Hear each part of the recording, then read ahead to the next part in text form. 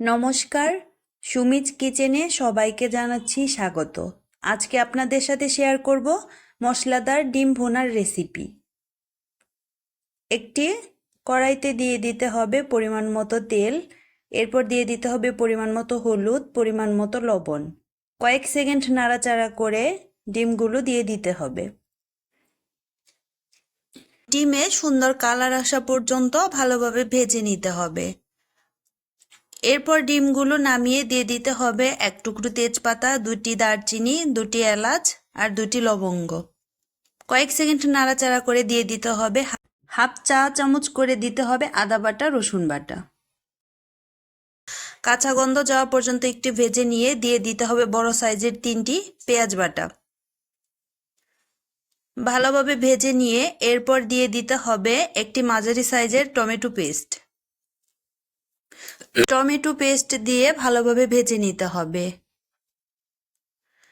যখন কাঁচা গন্ধ চলে যাবে তখন দিয়ে দিতে হবে পরিমাণ মতো গুঁড়া মশলা, স্বাদ মতো লবণ, পরিমাণ মতো হলুদ গুঁড়া, পরিমাণ মতো মরিচ গুঁড়া, পরিমাণ মতো ধনিয়া গুঁড়া, পরিমাণ মতো জিরা গুঁড়া।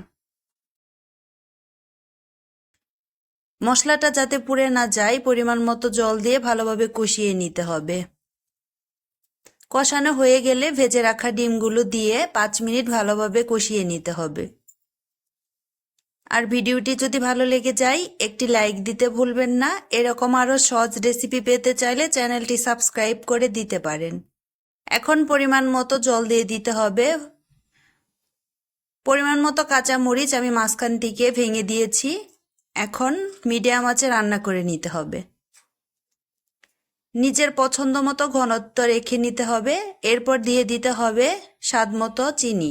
টমেটোর টকটাকে ব্যালেন্স করার জন্য চিনি দিতে হবে। এরপর দিতে হবে পরিমাণ মতো গরম মশলা গুঁড়ো।